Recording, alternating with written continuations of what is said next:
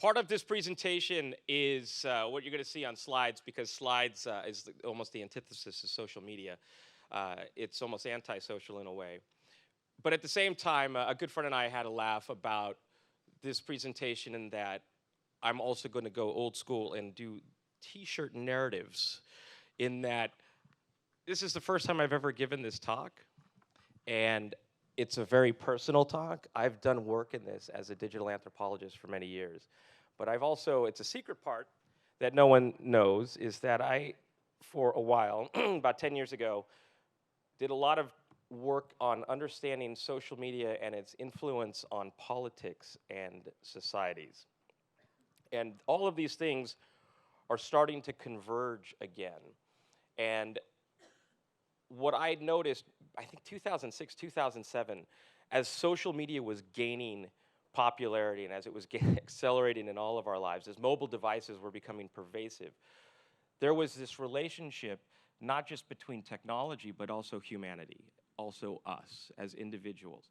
And so why this is a personal presentation, why this is a personal talk, why I wanted to share it with you today is because I am finding, after being a tech apologist for all of these years, that I am struggling in my own work.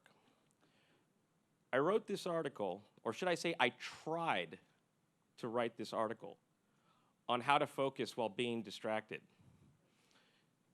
The irony of tweeting in the middle of this article, write an article about trying to focus but can't. Can someone help? And I don't know if you've noticed this as well, but individually, there are struggles that we have with stuff that we used to just be able to master. I studied the attention spans of high school teenagers and how long that they can focus on homework before reaching for a tech distraction. 3.5 years ago, it was 6 minutes. 2 years ago, it was 30 seconds. And now it's just real time. My personal addiction with all of this technology, I've been sort of going through this self-analysis, has been trying to stay relevant in a time where we're getting louder and louder and busier and busier. And staying relevant online is becoming impossible. But this is actually what put me over the edge. I was asked by a very large beauty brand, you would know who it is, to study the effect of mobile phones and social media on self-esteem and our interpretation of beauty, and whether those standards of beauty were on the rise, or if they were challenged, or if they were going down. And I walked away both horrified and inspired, in that it's a real problem. And it's a problem we don't talk about. And it's a problem that doesn't have a lot of research behind it.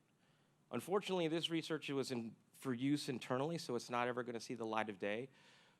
But that's really what started me on this track for this work. Nothing commercial about it, nothing promotional about it. It is just a passion project, because I think not only people like me, but I think every single one of us not only need to raise awareness on this subject, but we also have to do the work that starts to teach each and every person around us that technology that we use every single day was designed to actually distract us. And you'll see a lot of this in the next year, especially by a gentleman named Tristan Harris, who's leading an effort called Design Ethics. It's almost like we have to take the me out of social media.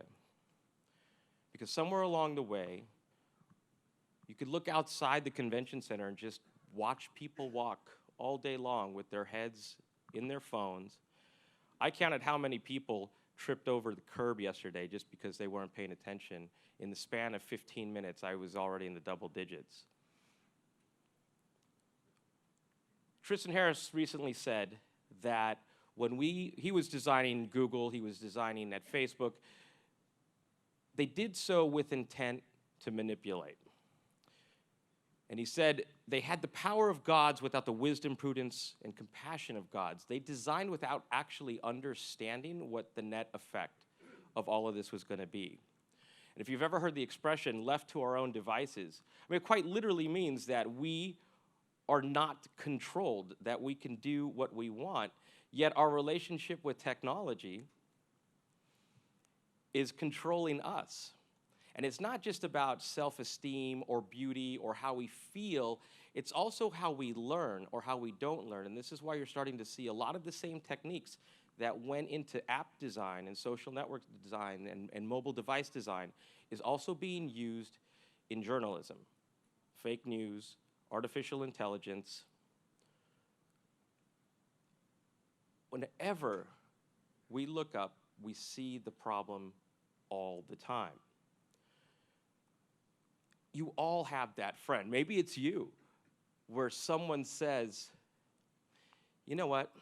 I like Jill's posts all the time, and she never likes mine back. I really need to rethink this friendship because I give so much.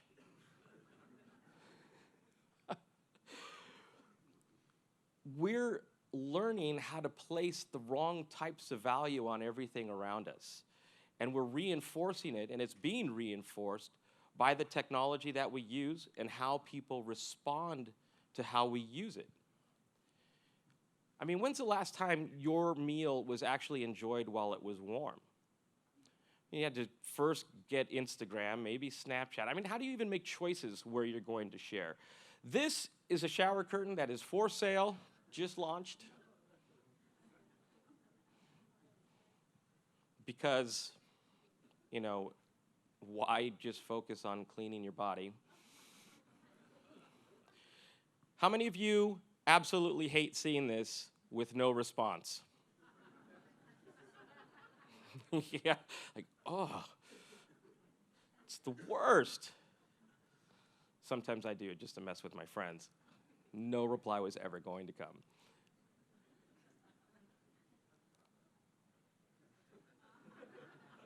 It's almost like Maslow's hierarchy of needs have changed.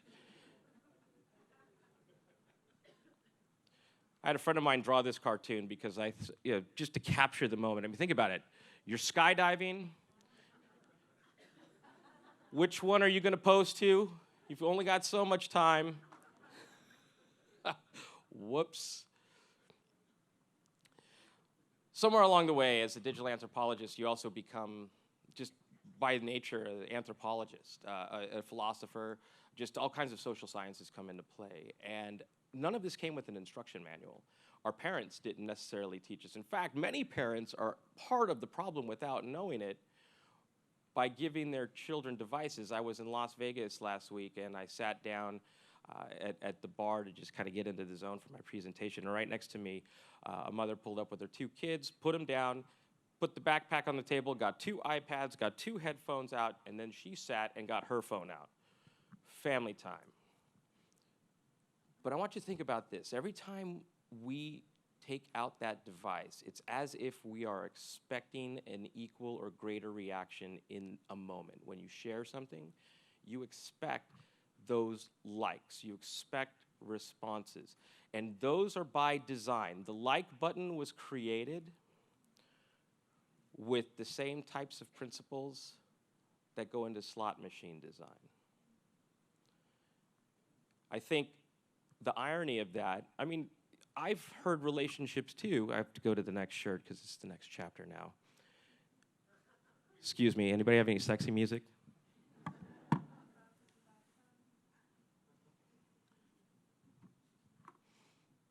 I don't really think this, but it's just part of the process. I have people who really get mad. You know, I followed you. Why don't you follow me back? I mean, you think about just the audacity of that question. It's like, well, I don't know, I was doing something else. But we don't think about that because we are so consumed, and by design consumed, in these moments by how people respond to us. When you post something and you don't get likes right away, you actually feel bad. As if everybody in the world was waiting for you to post that cheeseburger. Well, it's awesome, those tacos. But the reality is that now we're starting to create this new world that doesn't exist. I call it selfie actualization. It's just a better life than we know. This woman was in the news recently because she went broke trying to live a good Instagram life. If you look at her feed, it is amazing. But at what cost? Is this our societal standards of which then we have to hold ourselves to because we have to be like someone else who lives this great life? Or are we losing touch with all of the things that actually make us happy? I have a 5-year-old and a 2-year-old, and it breaks my heart when I watch them watch YouTube of kids playing with toys. It is one of the most popular trends on YouTube right now, kids playing with toys. What's happening is we're becoming digital introverts. We're losing the art of human engagement in the real world. We're losing the art of communication. We're losing the art of engagement. It's changing how we talk to one another. It's changing expectations of how we interact with one another. I mean, just look at dating. Oh my goodness. In the era of Tinder, breakups and hookups all over text messages and communication with emojis of innuendo. Oh my goodness. I don't know that I could handle dating today.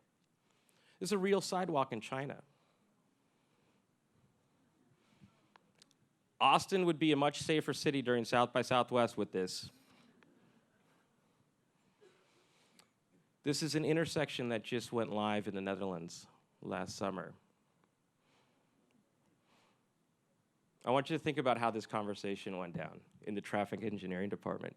Hey, Bob, everybody's looking at their phones, and they keep walking into the street and getting hit by bicycles and cars. Well, Brian, we could just have that chalk up to natural selection.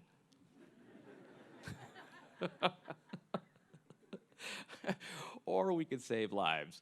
And this is an example of the extreme nature of how much this is not just affecting how we walk or how we act or how we talk, but now the fact that they have to design urban planning around our inability to put these phones down might just be a little bit out of control, maybe just a little bit.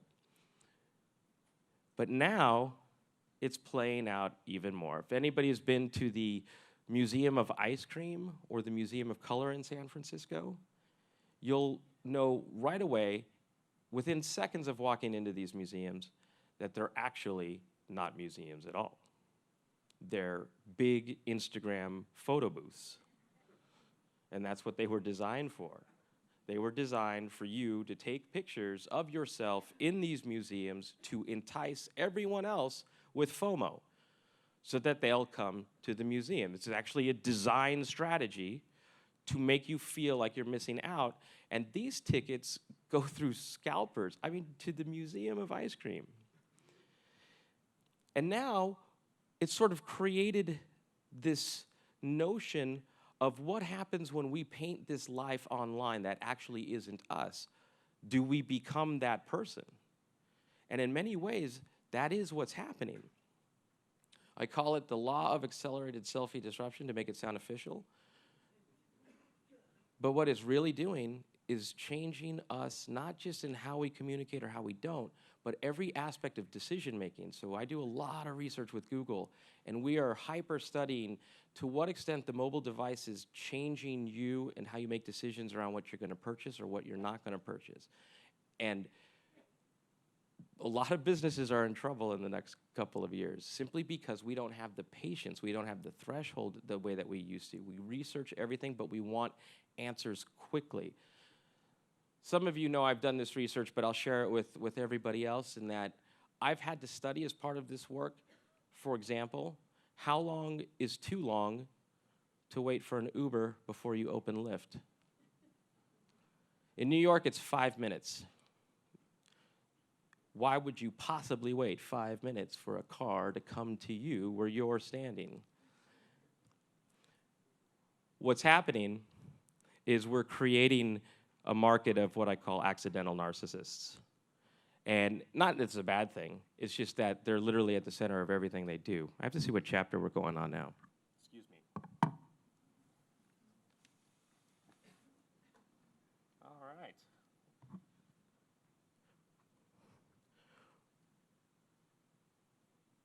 In some cities, there's actually a problem where people are calling Ubers instead of ambulances. And they're causing all kinds of havoc on the street. This is an idea that was just recently proposed. Why show up to a meeting when you can put your face on someone else?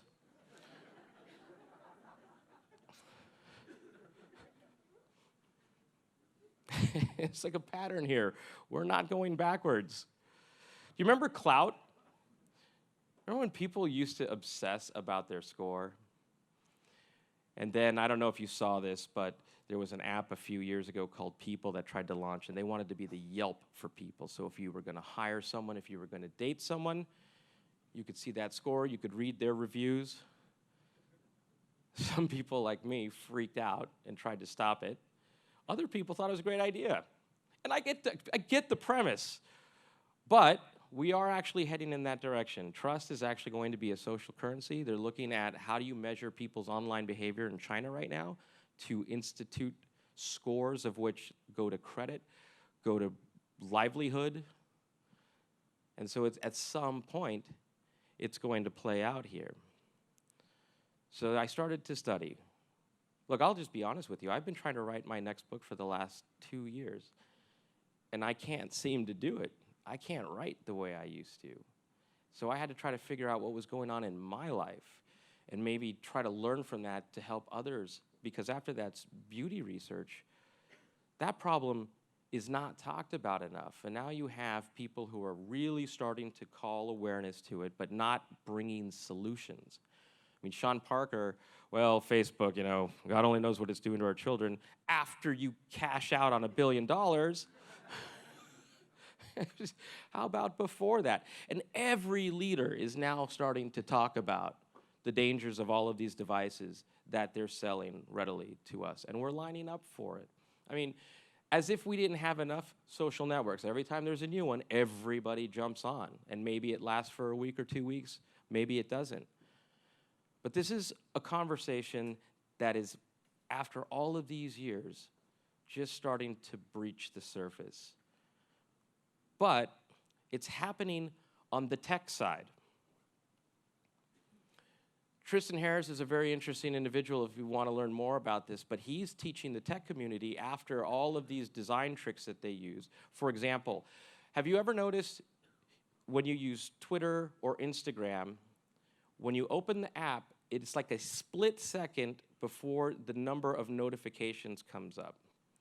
That's an intentional design to make you wait with anticipation, to make you want to keep coming back to see how that number has changed. The stories I could tell you by how much they're designing around us is unbelievable. But this is a conversation that's happening on the design side, not on the user side, not on the consumer side, not on our side, not with our kids who are wondering if they're beautiful enough to live on this planet. What's happening is that these social networks are stripping down human behavior, human dynamics. For example, Snapchat turns conversations into these fleeting moments, which strips by design the depth of interactions and relationships. Instagram, as you see, is glorifying a life that none of us really live, but when we see our friends living that life, living their hashtag best life, we have to try to be like that. If anybody has been on Facebook, well, especially with the midterms coming up, you see firsthand just how much people are willing to risk their relationships to polarize views. YouTube and autoplays and suggests within seconds, how many of you have started watching a funny cat video and 3 hours later, you had no idea Justin Bieber sang that song? How did you even get there? It's called intermittent variable rewards. It's a design technique that's used a lot in gambling, of which, if you think about it, these apps have to absolutely compete for your attention. You only have so many minutes in the day and so many apps that you can actually use. I think most of us hardcore use about 6 to 9 apps. But what it's teaching us is that we expect now regular interruptions and distractions. It's why that number was going down when I was studying high school teenagers. And we're speeding up our minds to try to compensate. It's not about whether you can multitask anymore. It's you have no choice. We're being pushed to think differently. They use, a lot of psychologists talk about mobile devices as adult pacifiers. We don't know why we keep reaching for them. We just do. I don't know about you, but when I go to bed and when I wake up, that device is within arm's length. It's always charging. It's how I end my day. It's how I start my day. And that's part of the problem. We look at our phones about 1,500 times a week. And that number keeps going up. And that adds up to about 177 minutes every single day. There's this fantastic video of a news group that was trying to just raise awareness around just how much we're addicted to our mobile devices. It didn't get really deep, but it was funny in that one of the newscasters dressed up almost like a crossing guard and had this sign like, you know, be careful, coming through, watch out. And he would go up to people on the street with a film crew as they were walking with their heads down and just get in front of them and hold up the sign to make sure that they didn't get hit by cars or hit trees. And the number of people who never even noticed that that person was in front of them and that they were on camera was just jaw-dropping. So yeah, technology has hijacked our minds and society. And so what does that mean? It means it's harder to disconnect. It's increasing stress. It's definitely increasing anxiety. We're getting less sleep. It's lowering our self-esteem, whether we know it or not. It's reducing empathy because of our inability to get deep all the time. It's diminishing our thinking, unfortunately, and it's definitely reducing our inputs. This is why you're hearing a lot about echo chambers right now. It's by design because they want to keep you in the app. So as he says, it's a race to the bottom of the brainstem, getting people's attention at all costs. By the way, I'm going to give these t-shirts away at the end because I don't know that I can wear 7 t-shirts after this. Netflix, Reed Hastings recently was asked, who is your biggest competitor? And he seriously said, Facebook and sleep and YouTube. That's how much they're thinking about this. They know they only have so much of your time during the day. I'm surprised this hasn't come out sooner. This is a startup. I wish them all the best, but I'm going to read you this quote. He literally says that they are using AI and neuroscience to increase your usage, make apps more persuasive. It's not an accident. It's a conscious design decision. We're designing minds. The biggest tech companies in the world right now are always trying to figure out how to juice people. So all of this talk about artificial intelligence, and this is one of those applications, to juice your mind. Our attention has become a currency. I promise you that Facebook and Twitter are very well aware of the fake news problem. But the less you use their services, the less their shareholders get money back on their investments. That's the problem with Twitter going public, Facebook going public. Pinterest, by the way, is about to go public. You have every single app. You had Snapchat go public. That is an irreversible strategy of trying to leverage our attention. The good thing about social media is that it gave everyone a voice. The bad thing is that it gave everyone a voice. This next chapter that I want to share with you is also very personal. It's based on work that I've never really talked about. All of those design strategies that are going into apps and social networks and mobile devices are also going into how you interact with one another. A lot of this is being designed to have us angry. A lot of this is being designed to create sensationalism because it keeps you coming back. I had a friend of mine draw this, especially during the 2016 election or Brexit as well. Everybody was an expert on everything. And not that this is going to get political, but it was just polarizing. I have this joke that when I want to help my friends see politics in a new light, I just post on Facebook. Never works, right? Facts have become debatable. I mean, when did that happen? Truth is now open to interpretation. I was watching a thread about the Parkland shooting, and I don't know if you follow that, but within 42 minutes, there were already conspiracy theory videos about how it was fake. And someone, back in the day, you could just drop a Snopes link and be like, oh, my bad. And somebody replied to that instantly and said, oh, no, that's the media property of libtards. Like, well, I just thought it was a fact-checking site. It has no agenda. You remember like the good old days of fake news? I mean, that's how I was entertained in the supermarket.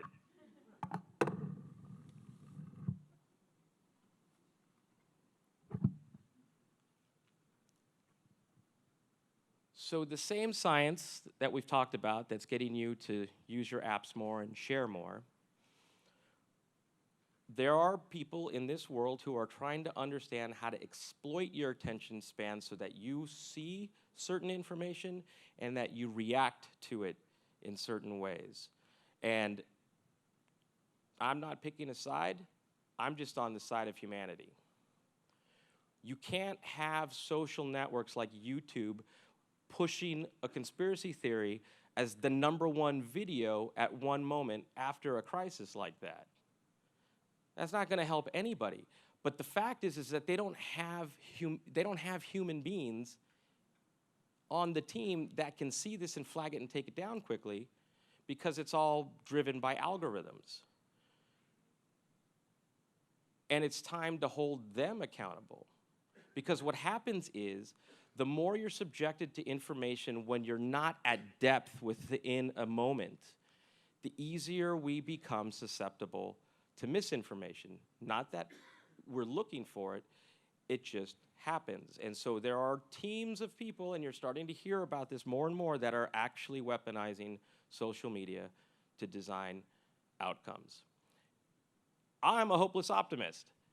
10, 12 years ago, I wrote a paper for the Department of Justice, or Department of Defense, about how we could use social networks and mobile devices to create productive, collaborative communities for positive engagement and outcome, and to create movements, whereas, for example, I studied a lot of digital influence as I was going into this work with the Department of Defense, and we could show how, with the right positive messages and the right positive support and encouragement and the right connections, that you could create movements.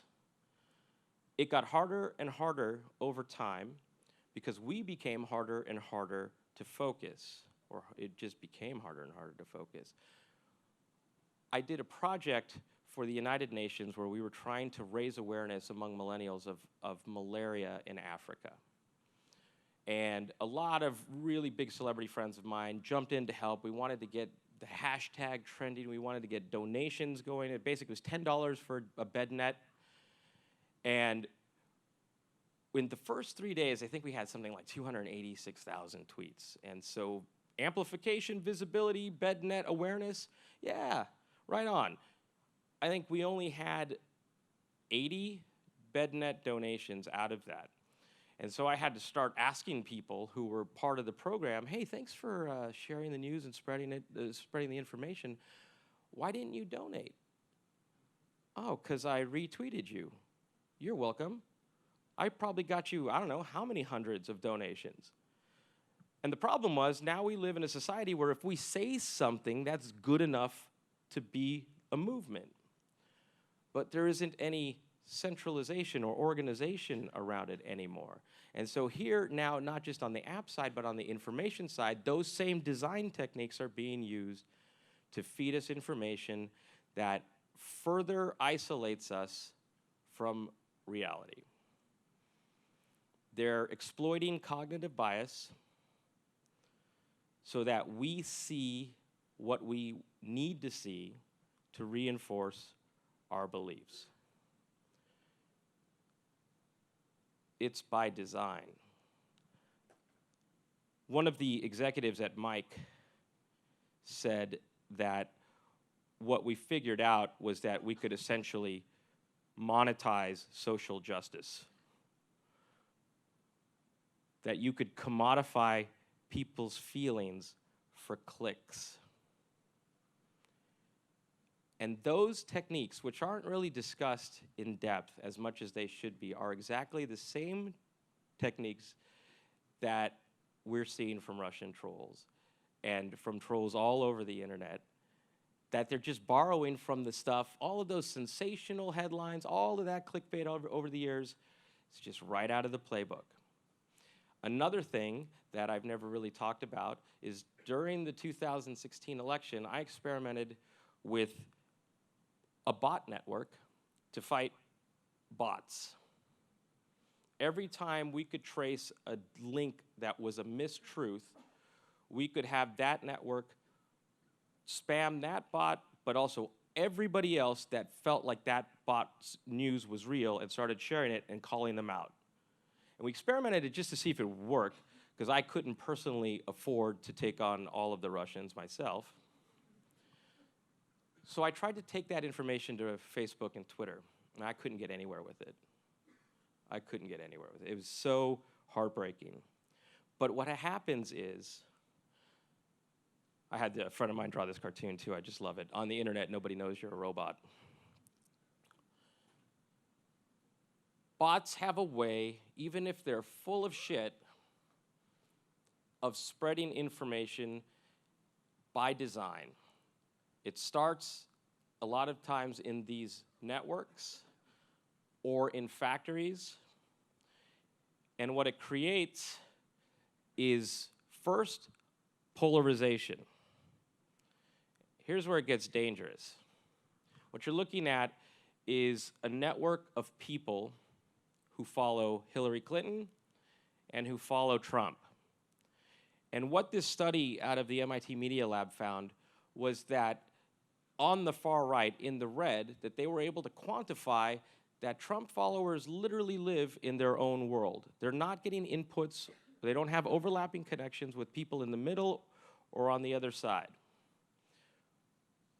But bots figured out that you can't keep winning if people are in isolation. If you saw the hashtag release the memo, if you watched the conspiracy theory about the high school student who was a crisis actor, the bots were able to convince you and me and regular people that this was so important for you to try to fight that you actually spread the conspiracy theory for them. So we got weaponized. So the good news is that what they're doing is because we're giving them everything. This guy is going to be running Trump's next campaign, but when you study exactly how they use dark posts, when you study how they used content and how they used secret content not created by their teams and bought against that, they were buying against your psychographics. They knew what you hate, they know what makes you scared, and they bought ads against those emotions. And they freely talk about it. Imagine if you used all of this stuff for good. All of these tools exist right now for good. I just don't see any voice or any leadership on it. Instead, it's just happening to us, and it keeps pushing us further and further and further. But what happens is, when we spread information, whether bad or good, we start creating micro niche works, as I call them, sort of like networks within networks, of people who react to what we share in very specific ways. And now I have to change my shirt.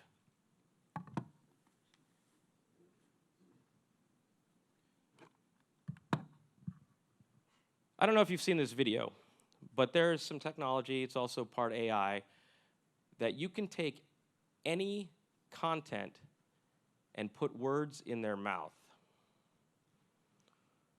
And someone who studied the 2016 fake news crisis recently said, all it takes is a couple of big hoaxes to convince the public that nothing is real.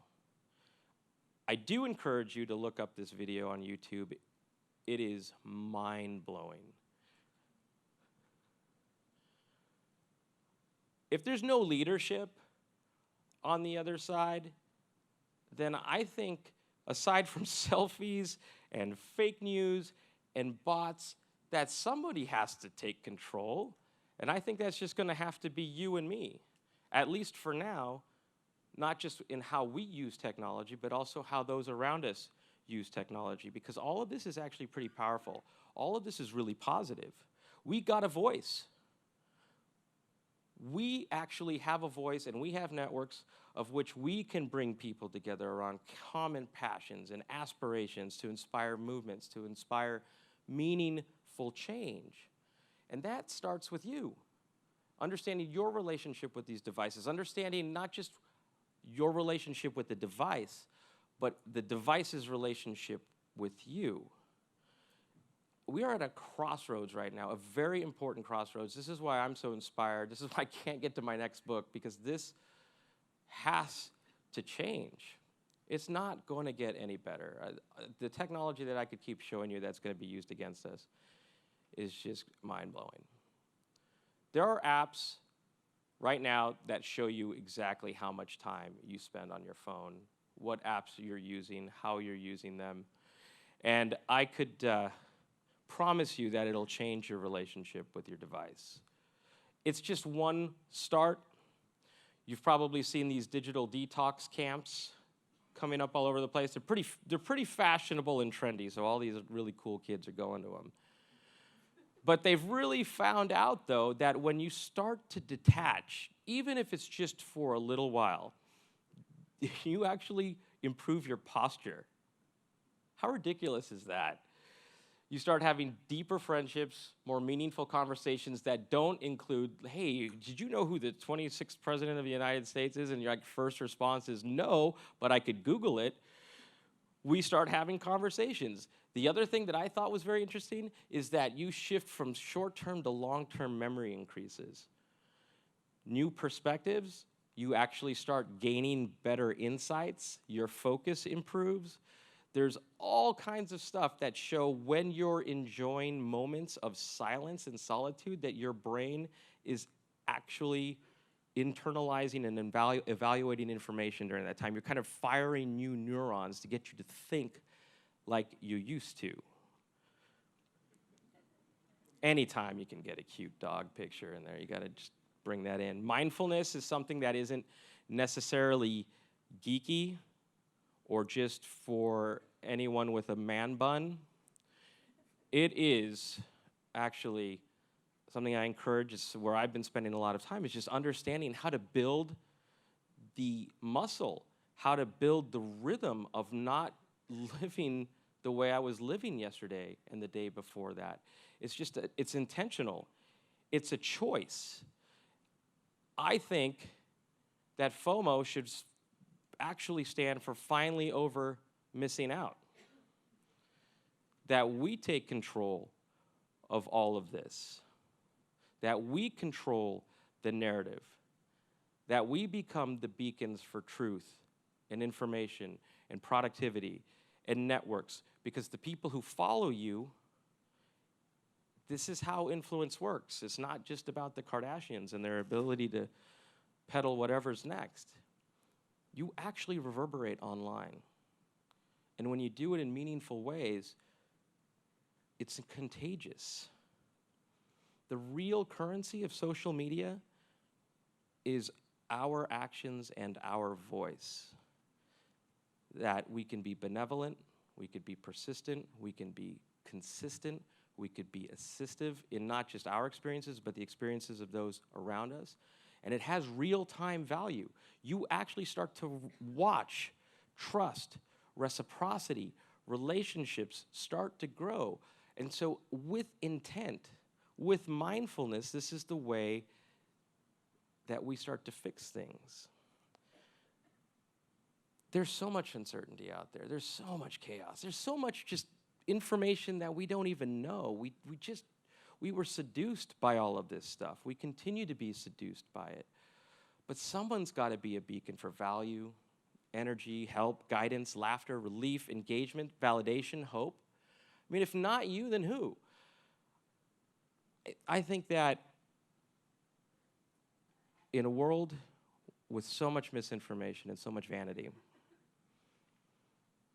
someone's got to seek the truth. Someone's got to speak the truth, even if your voice shakes, even if you feel alone, and it inspires others to rise. That's real influence. And I will leave you with the final message.